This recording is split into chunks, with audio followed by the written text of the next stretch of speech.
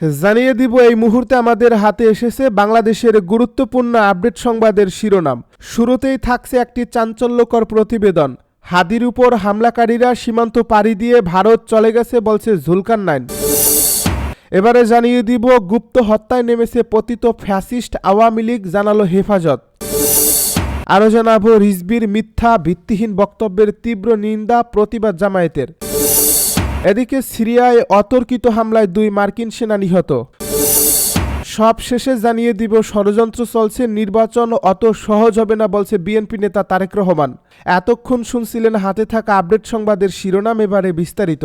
তবে তার আগে অনুরোধ রইল ভিডিওটিতে একটি লাইক এবং কমেন্ট করে জানিয়ে দিন ভিডিও সম্পর্কে আপনার মূল্যবান মতামত। আরও জানিয়ে দিন ভিডিওটি কোথা থেকে দেখছেন বা কোন জেলা থেকে দেখছেন।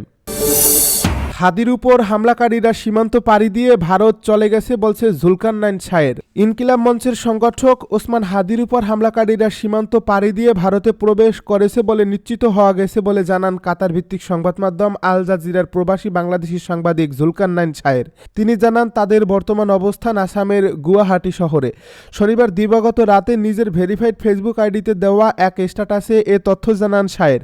জুলকারনাইন লিখেন, ইনকিলাব মঞ্চের সংগঠক ওসমান হাদিকে হত্যার উদ্দেশ্যে গুলি করার ঘটনার সাথে জড়িত শুটার সাবেক ছাত্রলীগ নেতা ফয়সাল করিম মাসুদ ওরফে দাউদ খান এবং তার সহযোগী মোটরবাইক চালক আলমগীর হোসেন গতকাল সন্ধ্যায় সীমান্ত পাড়ি দিয়ে ভারতে প্রবেশ করে বলে নিশ্চিত হওয়া গেছে। তাদের বর্তমান অবস্থান আসামের গুয়াহাটি শহরে। তিনি আরও লিখেন, ভারতে তাদের সহায়তা করছেন আওয়ামী লীগের নেতা জাহাঙ্গীর কবির নানকের ব্যক্তিগত সহকারী মোহাম্মদ মাসুদুর রহমান বিপ্লব। বিপ্লবের তত্ত্বাবধানে এই হত্যাকারীরা ভারতে অবস্থান করছে। সায়ের জানান, নির্ভরযোগ্য সূত্রে জানা গেছে অত্যন্ত পরিকল্পিতভাবে এই আক্রমণ করা হয়েছে এবং আরও কয়েকটি হিট টিমের একই রকম ঘটনার পুনরাবৃত্তির পরিকল্পনা চেষ্টা রয়েছে।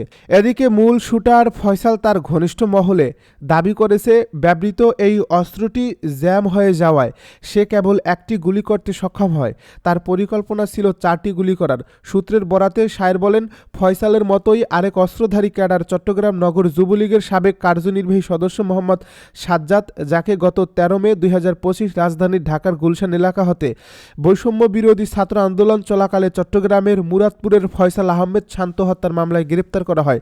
তবে 29 জুলাই 2025 সাজ্জাদ সুপ্রিম কোর্ট হতে জামিন প্রাপ্ত হয়ে কারামুক্ত হয়েছেন। অনতি বিলম্বে কার্যক্রম নিষিদ্ধ সংগঠনের যে সকল অস্ত্রধারী ক্যাডারদের বিভিন্ন মামলায় জামিন প্রদান করা হয়েছে তাদের প্রত্যেকের বর্তমান অবস্থা যাচাই ও কর্মকাণ্ড সম্পর্কে খোঁজ নেওয়া জরুরি বলে মনে করেন জুলকারনাইন সায়ের। গুপ্ত হত্যায় নেমেছে পতিত ফ্যাসিস্ট আওয়ামী লীগ, বলছে হেফাজত। গুলিবিদ্ধ মরণাপন্ন শরীফ ওসমান হাদির দ্রুত সুস্থতার জন্য দেশবাসীর দোয়ার আহ্বান জানিয়েছেন হেফাজতে ইসলামের আমির মুহিবুল্লাহ বাবুনগরী ও মহাসচিব সাজিদুর রহমান। শনিবার গণমাধ্যমে পাঠানো এক বিবৃতিতে গুপ্ত হত্যা চালিয়ে দেশপ্রেমিক ইমানদার সাহসী জুলাই যোদ্ধাদের স্তব্ধ করা যাবে না বলে তারা মন্তব্য করেন। তারা বলেন, বাংলাদেশের স্বাধীনতা সার্বভৌমত্ব রক্ষার লড়াকু সৈনিক ও জুলাইয়ের চেতনাবাহী নতুন প্রজন্মের বিপ্লবী কণ্ঠস্বর শরীফ ওসমান হাদি আওয়ামী ফ্যাসিস্টদের গুলিতে আহত হয়ে হাসপাতালে মরণপণ লড়াই করছেন। আমরা মসজিদ মাদ্রাসা সহ সারা দেশে তার দ্রুত সুস্থতার জন্য আল্লাহ রাব্বুল আলামিনের দরবারে সবাইকে দোয়া করার আহ্বান জানাচ্ছি। আওয়ামী ফ্যাসিস্ট ও আধিপত্যবাদী শক্তি সম্মিলিতভাবে জুলাই বিপ্লবীদের গুপ্ত হত্যায় মাঠে নেমেছে। গুলি করে তাদের স্তব্ধ করা যাবে না। মৃত্যু ভয় তারা পরোয়া করে না। এক ওসমান হাদির রক্তের উপর লক্ষ্য ওসমান হাদি দাঁড়িয়ে যাবে। ভয় দেখিয়ে এদেশের জনগণকে আবারও পদানত করার যে কোনো ষড়যন্ত্র আমরা ঐক্যবদ্ধভাবে রুখে দেব ইনশাল্লাহ। রিজভির মিথ্যা ভিত্তিহীন বক্তব্যের তীব্র নিন্দা ও প্রতিবাদ জামায়াতের।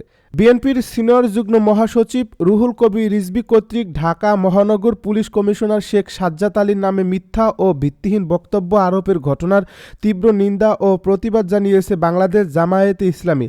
দলের সহকারী সেক্রেটারি জেনারেল এবং কেন্দ্রীয় মিডিয়া ও প্রচার বিভাগের প্রধান অ্যাডভোকেট এহসানুল মাহবুব জুবায়ের শনিবার রাতে এক বিবৃতিতে বলেন, বিএনপির সিনিয়র যুগ্ম মহাসচিব রুহুল কবির রিজভী কর্তৃক ঢাকা মহানগর পুলিশ কমিশনার শেখ সাজ্জাদ আলীর নামে মিথ্যা ও ভিত্তিহীন বক্তব্য আরোপের ঘটনায় আমি নিন্দা ও প্রতিবাদ জানাচ্ছি। তিনি আরও বলেন, ডিএমপি কমিশনার নিজেই গণমাধ্যমে স্পষ্টভাবে জানিয়েছেন যে তাকে কোট করে রুহুল কবির রিজভী যে বক্তব্য দিয়েছেন তা সম্পূর্ণ বেঘাস, ভুয়া ও অসত্য। আমরা মনে করি রাষ্ট্রের একটি গুরুত্বপূর্ণ দায়িত্বশীল বাহিনীর প্রধানকে জড়িয়ে এ ধরনের মনগড়া বক্তব্য দেওয়া রাজনৈতিক শিষ্টাচার বিরোধী, দায়িত্ব জ্ঞানহীন এবং জনমনে বিভ্রান্তি সৃষ্টির শামিল। তিনি বলেন, রিজভীর এই অসত্য ও অপরিণামদর্শী বক্তব্য প্রমাণ করে যে তিনি রাজনৈতিক ফায়দা হাসিলের জন্য রাষ্ট্রীয় প্রতিষ্ঠানকে বিতর্কিত করতে দ্বিধা করছেন না। এ ধরনের আচরণ গণতন্ত্র ও রাজনৈতিক সংস্কৃতির জন্য অত্যন্ত ক্ষতিকর। সিরিয়ায় অতর্কিত হামলায় 2 মার্কিন সেনা নিহত। সিরিয়ার পালমিরাতেও অতর্কিত হামলায় যুক্তরাষ্ট্রের 2 সেনা ও একজন দোভাষী নিহত হয়েছেন। গতকাল শনিবার এ ঘটনা ঘটে। যুক্তরাষ্ট্রের central command micro blogging site এক্সে সেনা নিহত হওয়ার তথ্য জানিয়েছে। এর আগে পালমিরায় একাধিক সেনা আহত হওয়ার তথ্য জানিয়েছিল তারা। এই সেনাদের উপর মাত্র 1 সদস্যই হামলা চালিয়েছে বলে নিশ্চিত করেছে সেন্টম। এরপর ওই হামলাকারী পাল্টা হামলায় নিহত হয়। মার্কিন দূত টম ব্যারাক জানিয়েছেন, সন্ত্রাসী মার্কিন ও সিরীয় সেনাদের যৌথ টহল গাড়িতে হামলা চালিয়েছে। হামলাকারী নিহত হওয়ার তথ্য নিশ্চিত করে মার্কিন প্রতিরক্ষা মন্ত্রী পিটে হেগসেথ বলেছেন যে বর্বর এই হামলা চালিয়েছেন তিনি সহযোগী সেনাদের দ্বারা নিহত হয়েছেন। পরিবারের সদস্যদের না জানানো পর্যন্ত নিহত সেনাদের পরিচয় গোপন রাখা হবে বলে জানিয়েছে এক কর্মকর্তা। মার্কিন প্রতিরক্ষা মন্ত্রণালয়ের এক কর্মকর্তা জানিয়েছেন, যেখানে হামলার ঘটনা ঘটেছে সেখানে সিরিয়ার নতুন প্রেসিডেন্ট আহমেদ আল সারার নিয়ন্ত্রণ নেই। ষড়যন্ত্র চলছে, নির্বাচন অত সহজ হবে না বলছে তারেক রহমান। আসন্ন জাতীয় সংসদ নির্বাচন নিয়ে নিজের করা ভবিষ্যৎবাণী সত্য হচ্ছে বলে মনে করছেন বিএনপির ভারপ্রাপ্ত চেয়ারম্যান তারেক রহমান। তিনি বলেন, যে কথাটা আমি আগে বলেছিলাম, নির্বাচন অত সহজ হবে না, ষড়যন্ত্র কিন্তু থেমে নেই। গত কয়েকদিনের ঘটনা, শুক্রবারের ঘটনা এবং চট্টগ্রামে আমাদের প্রার্থীর উপরে গুলিবর্ষণের ঘটনা, এই সব কিছু নিয়েই প্রমাণিত হচ্ছে যে যা আমি বলেছিলাম তা কিন্তু সত্য হচ্ছে আস্তে আস্তে। এজন্য দেশের বর্তমান পরিস্থিতিতে মতভেদ ভুলে সবাইকে ঐক্যবদ্ধ হওয়ার আহ্বান জানান তিনি। শনিবার সন্ধ্যায় রাজধানীর খামারবাড়ির কৃষিবিদ ইনস্টিটিউট মিলনায়তনে বিএনপি আয়োজিত দেশ গড়ার পরিকল্পনা শীর্ষক কর্মসূচিতে ভার্চুয়ালি অংশ নিয়ে তিনি এই আহ্বান জানান। বিএনপি ভারপ্রাপ্ত চেয়ারম্যান বলেন, আমরা যদি নিজেদের মধ্যে মত পার্থক্য কমিয়ে নিয়ে না আসি, আমরা যদি নিজেরা ঐক্যবদ্ধ না হই, এ দেশ ধ্বংস হয়ে যাবে। তিনি বলেন, প্রত্যেকবার এ দেশ ধ্বংসের দ্বার প্রান্তে গিয়েছে। প্রত্যেকবার আপনারা কখনো শহীদ জিয়ার নেতৃত্বে, কখনো দেশনেত্রী বেগম খালেদা জিয়ার নেতৃত্বে আস্তে আস্তে সেই খাদের কিনারা থেকে দেশকে আবার বের করে নিয়ে এসেছেন। ষড়যন্ত্রের বিষয়ে সতর্ক থাকার আহ্বান জানিয়ে বিএনপির ভারপ্রাপ্ত চেয়ারম্যান বলেন, বিভিন্ন সূত্রের খবর বলছে এই ষড়যন্ত্রগুলো আরও খারাপও হতে পারে। আমাদের ভয় পেলে চলবে না, আমাদের সাহস দিতে হবে, ঐক্যবদ্ধ হতে হবে। আমরা যত ঐক্যবদ্ধ হব, আমরা যত সামনে এগিয়ে আসব, যে কোনো মূল্যে নির্বাচন হবে। এই পরিস্থিতি যত আমরা তৈরি করব, ষড়যন্ত্রকারীরা তত পিছু হটতে বাধ্য হবে। চট্টগ্রামে ও ঢাকায় 2 সম্ভাব্য প্রার্থীর উপর গুলিবর্ষণের ঘটনা সম্পর্কে তারেক রহমান বলেন, চট্টগ্রামে ঘটনা ঘটছে, গতকাল একটা ঘটনা ঘটছে। এই ঘটনা দিয়ে কেউ কোনো ফায়দা লোটার অবশ্যই প্রচেষ্টা চালাচ্ছে, সবাইকে সজাগ থাকতে হবে। ইনকিলাব মঞ্চের আহ্বায়ক শরীফ ওসমান হাদির উপরে হামলার পেছনে কারোর কোনো অসৎ উদ্দেশ্য আছে কিনা ভেবে দেখার পরামর্শ দিয়েছেন এই নেতা।